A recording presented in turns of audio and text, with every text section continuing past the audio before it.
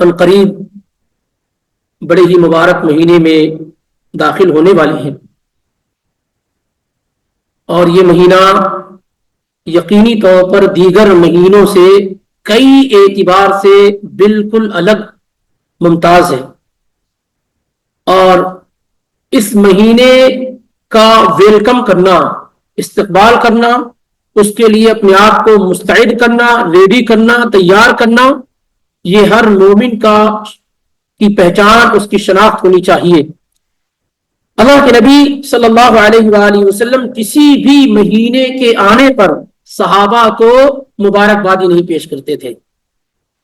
اللہ کے نبی صلی اللہ علیہ وسلم کسی بھی مہینے کی آمد پر صحابہ کو یہ نہیں بتاتے تھے کہ ربیع الاول کا مہینہ آ گیا جس میں پیدا کیا گیا ہوں، ربیع الاخر کا مہینہ آ گیا، جمادی الاول آ گیا، جمادی الاخر آ گیا، عید کا مہینہ آ گیا، عید الاضحیٰ کا مہینہ آ گیا۔ کسی مہینے کے متعلق آپ ایسا نہیں کہتے تھے، لیکن صحابی رسول ابو ہریرہ رضی اللہ تعالیٰ عنہ کہتے ہیں لما حضر رمضان، جب رمضان کا مہینہ آتا تو اللہ کے نبی فرماتے قد جاءکم رمضان، رمضان کا مہینہ آ گیا ہے، شہر مبارک، یہ مبارک مہینہ ہے، افترض اللہ علیکم صیامہ، اللہ نے رمضان کے مہینے کے روزے تم پر فرض قرار دیے ہیں، تفتح فیہ ابواب الجنہ، اس میں جنت کے دروازے کھول دیے جاتے ہیں، وتغلق فیہ ابواب الجحیم، اور جہنم کے دروازے بند کر دیے جاتے ہیں، وتغل فیہ الشیاطین، اور شیاطین کو قید کر دیا جاتا ہے۔ اس میں ایک رات ہے جو 1000 مہینوں سے بہتر ہے، جو اس سے محروم ہو گیا وہ یقینی طور پر کیا ہے، ہر بھلائی اور خیر سے محروم ہو گیا۔ یہ نسائی وغیرہ کی روایت ہے، مشہور روایت ہے، سب لوگ اس کو جانتے ہیں۔ رمضان کے مہینے کی خصوصیت کیا ہے جو دیگر کسی بھی مہینے کو حاصل نہیں ہے؟ نمبر 1، رمضان کا مہینہ وہ ہے جس کے روزے کے لیے اللہ رب العالمین نے منتخب کر لیا ہے، یعنی سال کے 12 مہینے میں کسی بھی مہینے کے روزے کو اللہ نے فرض نہیں قرار دیا، صرف رمضان کے مہینے ہی کے روزے کو اللہ تعالیٰ نے فرض قرار دیا ہے۔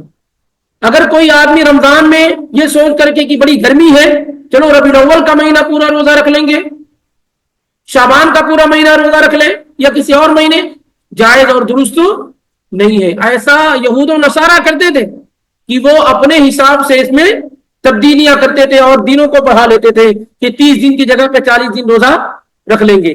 تو رمضان ہی کے روزے کیا ہے، فرض قرار دیے گئے ہیں، کسی اور مہینے کے روزے فرض نہیں ہوئے۔ دوسری یہ کہ اللہ تعالیٰ نے قرآن کے نزول کے لیے جس مہینے کو منتخب فرمایا وہ رمضان کا مہینہ ہے، وہ کیا ہے، رمضان کا مہینہ ہے۔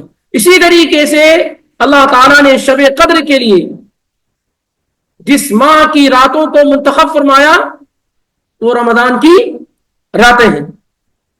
اسی طریقے سے رمضان میں جو ابھی ذکر کیا گیا کہ کئی بڑی چیزیں واقع ہوتی ہیں، جنت کے دروازے کھولے جاتے ہیں، پورے سال میں کبھی بھی جنت کے دروازے نہیں کھولے جاتے، جہنم کے دروازے بند کر دیے جاتے ہیں اور سرکش شیاطین کو قید کر دیا جاتا ہے۔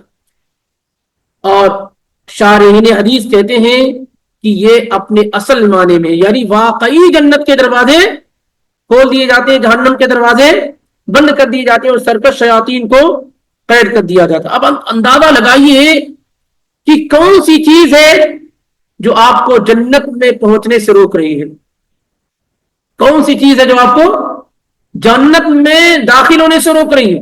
سب سے بڑی رکاوٹ شیطان۔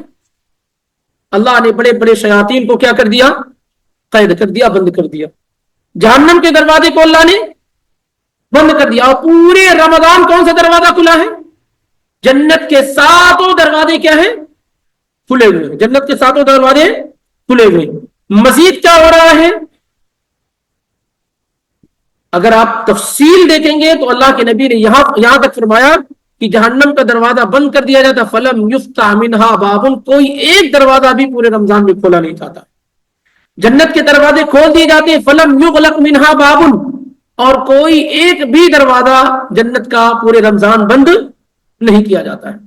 اور اس کے ساتھ ساتھ ایک آواز لگانے والا آواز لگاتا ہے، یا باغی الخیر اقبل، اے خیر کے متلاشی، خیر کو چاہنے والے آگے بڑھ، وَيَا بَاغِيَ الشَّرِّ اقصر، اور اے برائی کرنے والے اپنی برائی کو کیا ہے، ختم کر دے، کم کر دے. وَلِلَّهِ عُتَقَاءُ مِنَ النَّارِ، اور اللہ رب العالمین رمضان میں لوگوں کو کیا ہے، جہنم سے آزاد کرتا ہے. اِنَّ لِلَّهِ عُتَقَاءَ فِي كُلِّ يَوْمٍ وَلَيْلَةٍ، ہر رات اور دن، پورے رمضان رات اور دن اللہ رب العالمین لوگوں کو جہنم سے آزاد کرتا رہتا ہے. اس کا مطلب کیا ہے؟ ابھی تو کوئی آدمی جہنم میں گیا ہی نہیں، تو کیسے اللہ آزاد اور فری کر رہا؟ ایک آدمی کے بارے میں اللہ جانتا ہے کہ یہ اپنے عمل کے اعتبار سے کہاں پہنچنے والا ہے، جہنم میں، لیکن رمضان کی محنت اور کوشش کی وجہ سے اللہ تعالیٰ اسے کیا کرتا ہے، جہنم سے فری اور آزاد کر دیتا ہے. اللہ تعالیٰ جہنم سے اس کو فری اور آزاد کر دیتا ہے. اسی طریقے سے ایک رمضان دوسرے رمضان تک ہونے والے تمام گناہوں کا کفارہ ہے، اگر آدمی بڑے بڑے گناہوں سے بچتا رہے. یعنی اس رمضان کی آپ نے قدر و قیمت کی، رمضان کے روزے رکھے، عبادات کی، تو آئندہ رمضان تک جتنے بھی گناہ ہوئے ہیں، پھر رمضان آیا تو پورے ایک سال کے سارے چھوٹے چھوٹے گناہ کیا ہے، معاف ہو جاتے ہیں، اگر آپ بڑے گناہوں سے پرہیز کرتے رہتے ہیں. اسی طریقے سے آپ رمضان کا روزہ رکھ لیے، رمضان کے روزے کے بعد آپ نے شوال کا 6 روزہ رکھ لیا، کبھی بھی پورے شوال میں کبھی بھی عید کے دن چھوڑ کر کے کبھی بھی آپ جس طریقے سے چاہیں 6 روزہ رکھنا ہے. نہ ترتیب ضروری ہے، نہ یہ کہ فوری طور پر رکھنا ضروری. پورے شوال کے مہینے میں کسی بھی طریقے سے آپ نے 6 روزے رکھ لیے تو یہ پورے سال روزہ رکھنے میں کاؤنٹ کیا جاتا ہے. لیکن اگر کوئی آدمی رمضان کا روزہ نہیں رکھا اور شوال کا روزہ رکھ لیا تو اس کو نہیں، اور رمضان کے روزے کے ساتھ شوال کا روزہ ملحق ہے، مرج ہے. اسی طریقے سے پورے سال میں کبھی بھی آپ قیام اللیل کریں، تہجد کی نماز پڑھیں، یہ آپشن ہمیشہ کھلا ہوا ہے، بلکہ ہر شخص کی، ہر مومن کی عادت ہونی چاہیے. لیکن قیام اللیل، تہجد، جس کو ہم عام طور سے رمضان میں تراویح کا نام دیتے ہیں، یہ ایک ہی نمازوں کے مختلف نام ہیں، کنفیوز کہیں سے نہ ہو، ایک ہی نمازوں کے مختلف نام ہیں. قیام اللیل، صلاۃ اللیل، تہجد اور تراویح جو رمضان میں گئی، یہ ایک ہی نمازوں کے مختلف نام ہیں. قرآن آپ پڑھیں گے تو آپ دیکھیں گے وَمِنَ اللَّيْلِ فَتَهَجَّدْ بِهِ نَافِلَةً لَكَ يَا أَيُّهَا الْمُزَّمِّلُ قُمِ اللَّيْلَ إِلَّا قَلِيلًا. قُمِ اللَّيْلَ سے قیام اللیل. ایسے نبی صلی اللہ علیہ وسلم سے پوچھا گیا صلاۃ اللیل، آپ نے فرمایا صلاۃ اللیل مثنا مثنا، رات کی نماز 2 رکعت کر کے ہے. تو 2 نام تہجد اور قیام اللیل قرآن میں آئے ہوئے ہیں، اور حدیث میں آپ دیکھیں گے تو یہ تینوں نام آئے ہوئے ہیں، قیام اللیل، صلاۃ اللیل اور تہجد. چوتھا نام جو تراویح ہے، یہ اللہ کے نبی صلی اللہ علیہ وسلم کی زبان مبارک سے نہیں، بعد میں یہ نام کیا ہے رکھا گیا. تراویح یہ لفظ کیا ہے بعد میں. صلاۃ التراویح کوئی الگ سے نماز نہیں ہے، رات میں رمضان میں جو نماز پڑھی جاتی ہے اسی کو صلاۃ التراویح کہتے ہیں. اس کا جو ثواب یہ ہے کہ نبی علیہ الصلوۃ والسلام نے کہا کہ جو آدمی ایمان اور ثواب کی نیت سے قیام اللیل کرتا ہے اس کے پچھلے سارے گناہ کیا ہے معاف ہو جاتے ہیں. اور اللہ کے پیغمبر صلی اللہ علیہ وسلم نے اپنی حیات مبارکہ میں 3 مرتبہ یہ نماز پڑھائی، جیسا کہ ابو ذر الغفاری رضی اللہ تعالیٰ عنہ کی حدیث میں موجود ہے. کب آپ نے پڑھائی؟ 23 دن گزر گئے، 23 رمضان گزر گئے، آپ نے ایک دن بھی نماز نہیں پڑھائی. صحابی رسول ابو ذر الغفاری کہتے ہیں کہ جب 7 دن باقی رہ گئے تو آپ صلی اللہ علیہ وسلم نے ہمیں یہ نماز پڑھائی. حتی ذہب ثلث اللیل، یہاں تک کہ 1/3 رات گزر گئی. پہلی مرتبہ جب آپ نے پڑھایا تو مختصر پڑھایا، کتنا کہ رات کا 1/3 حصہ گزرا. پھر اس کے بعد آپ صلی اللہ علیہ وسلم نے 25 کو پڑھائی. پہلے جب آپ نے پڑھائی 23 دن گزر گئے تھے تو 24 یا 25 بنے گی. 3 رات آپ نے پڑھائی تھی. سب من الشہر، 7 دن باقی رہ گیا، 6 دن باقی رہ گیا تو آپ نے نہیں پڑھائی. 7 دن باقی رہا تو آپ نے پڑھائی. پھر جب 5 دن باقی رہا تو آپ نے پڑھائی. اور پھر اس کے بعد اخیر میں اللہ کے نبی علیہ الصلوۃ والسلام نے پڑھائی جب 3 دن باقی رہ گئے، یعنی بیچ میں جو آپ نے 3 تراویح پڑھائی، 3 مرتبہ نماز پڑھائی، ایک ایک دن گیپ کے ساتھ پڑھائی. پہلی مرتبہ جب آپ نے پڑھایا تو 1/3 رات تک پڑھایا، دوسری مرتبہ جب آپ نے پڑھایا حتی ذهب شطر اللیل، نصف رات تک آپ نے پڑھایا. اور اس کے بعد صحابہ نے کہا یا رسول اللہ لو نفلتنا بقیت لیلتنا هذه، آدھی رات پڑھنے کے بعد صحابہ یہ کہتے ہیں کہ جو رات باقی رہ گئی اللہ کے پیغمبر اس میں بھی پڑھا دیتے تو اچھا تھا. آدھی رات پڑھنے کے بعد صحابہ نے کیا کہا کہ یہ جو رات کا حصہ باقی رہ گیا اس کو بھی پڑھا دیتے تو اور اچھا تھا.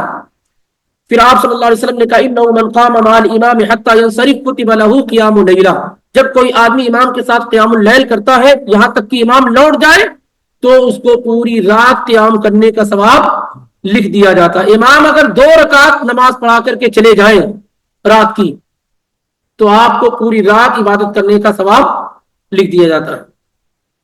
اس لیے وہ ہمارے بھائی جو عدد کی وجہ سے امام کے ساتھ نہیں پڑھتے، اپنے چھتوں میں گھروں میں پڑھتے ہیں نا، وہ بہت بڑی محرومی کا شکار ہوتے ہیں، بہت بڑی محرومی کا.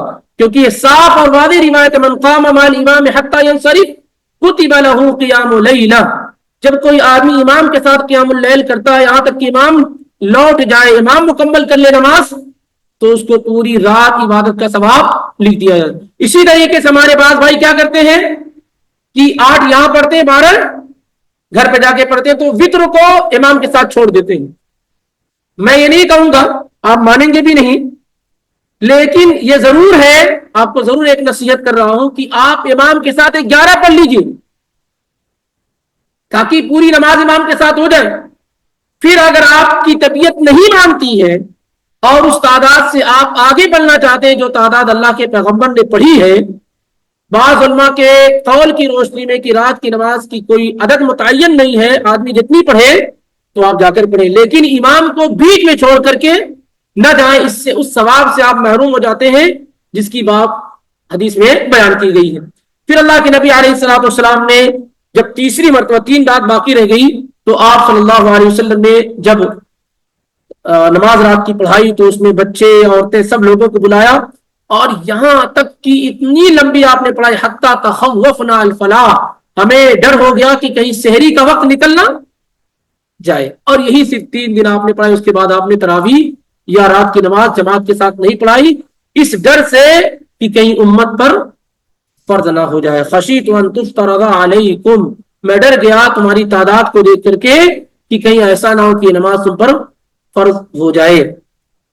تو یہ نماز بھی بڑی امپورٹنس اور اہم نمازوں میں سے ہے. اسی طرح رمضان کی خصوصیت میں سے ہے کہ رمضان میں عمرہ حج کے برابر ہو جاتا ہے، یا اللہ کے نبی صلی اللہ علیہ وسلم کے ساتھ حج کرنے کے برابر ہو. بخاری، مسلم، ترمذی وغیرہ میں حدیث موجود ہے، اور یہ چونکہ معروف ہے اس لیے تیزی کے ساتھ آگے بڑھنے کی کوشش کی جا رہی ہے. اب اس کے بعد ہم اور آپ اس طریقے سے اس کو یوٹیلائز کرنے کی کوشش کریں رمضان کو، کیونکہ بڑا معاملہ یہ ہے کہ آپشن نہیں ہے ہمارے لیے کہ آپ رمضان میں عبادت کرتے تو بہت اچھی بات ہے، نہیں کرتے تو کوئی بات نہیں ہے.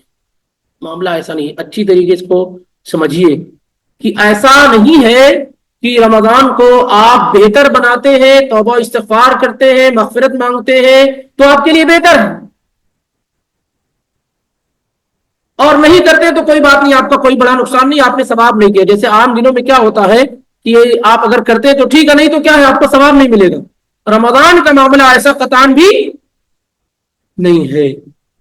رمضان کا معاملہ آپشن والا نہیں ہے کہ آپ کرتے تو ٹھیک ہے، نہیں کرتے تو بھائی آپ کا نقصان ہو نہیں. آئیے روایت دیکھیے، کئی حدیث کی کئی کتابوں میں موجود ہے. آپ مشہور کتابوں میں اگر دیکھنا چاہتے ہیں تو ترمذی میں دیکھیے 3545 میں، ابن حبان میں 908 میں، اسی طریقے سے ابن حبان میں 409 میں، اور حدیث کی دیگر کتابوں میں اللہ کے نبی علیہ الصلوۃ والسلام منبر کی سیڑھیوں پر چڑھے، اور 3 سیڑھیاں تھیں، آپ نے 3 درج تھے، اس پہ آپ نے قدم رکھتے ہوئے آمین آمین آمین کہا.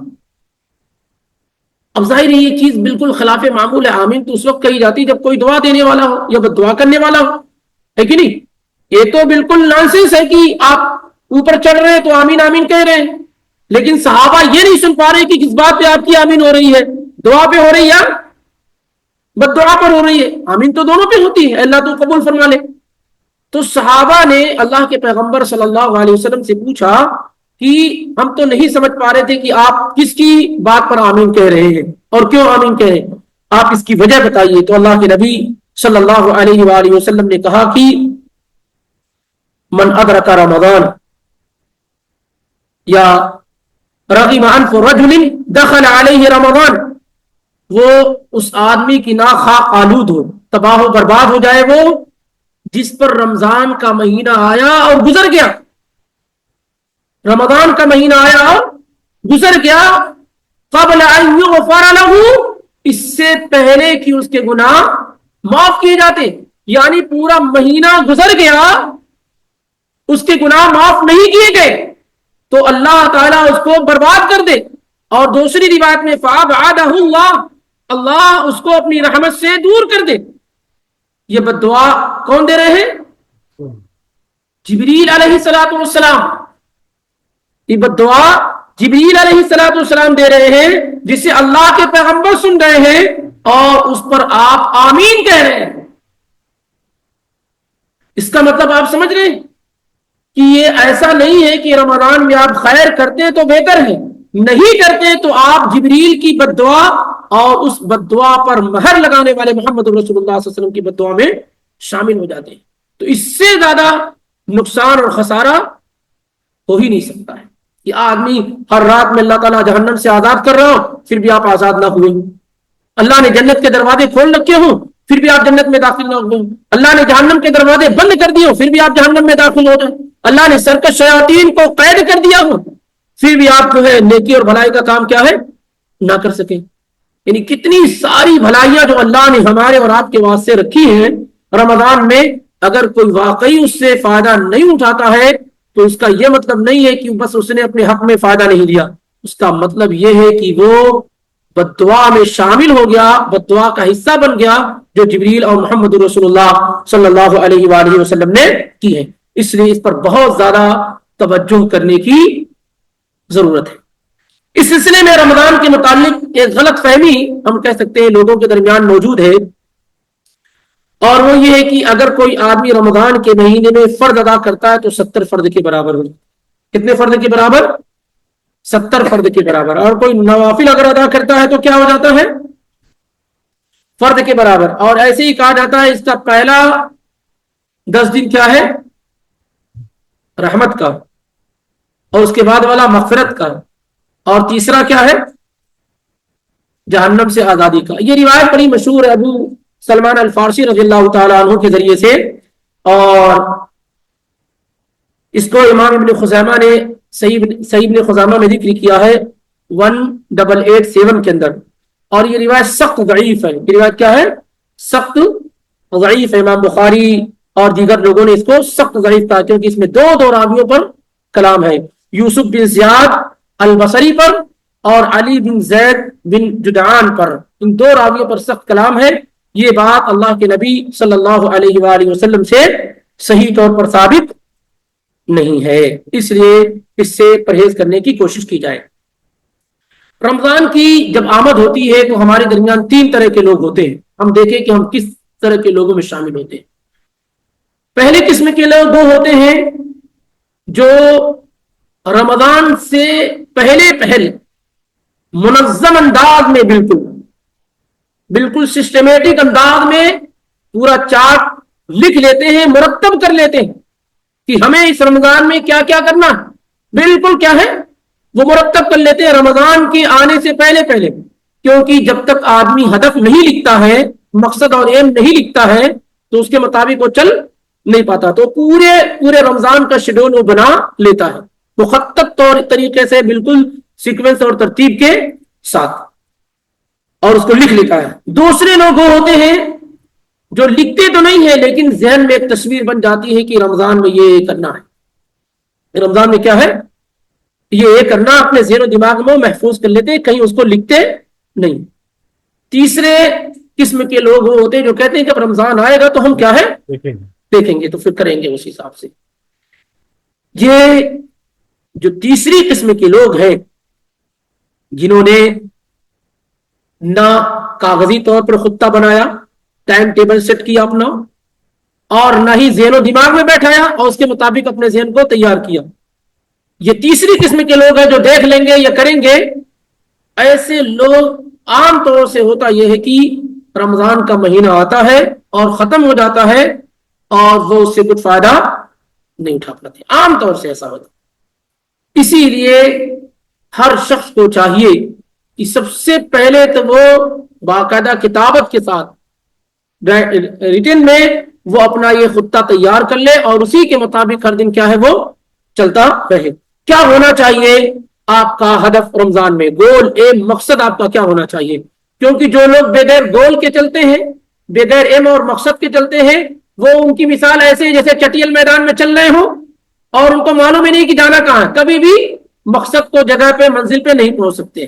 تو بغیر گول اور ایم اور مقصد کے چلنے والا آدمی اس آدمی کے مانند ہوتا ہے جو چٹیل میدان میں چل رہا ہوتا ہے اور پورا دن وہ چلتا رہے، رات چلتا رہے، زندگی چلتا رہے، لیکن وہ اپنی منزل مقصود پر نہیں پہنچ پاتا ہے کیونکہ کبھی ادھر کبھی ادھر کبھی ادھر وہ چلتا رہتا ہے.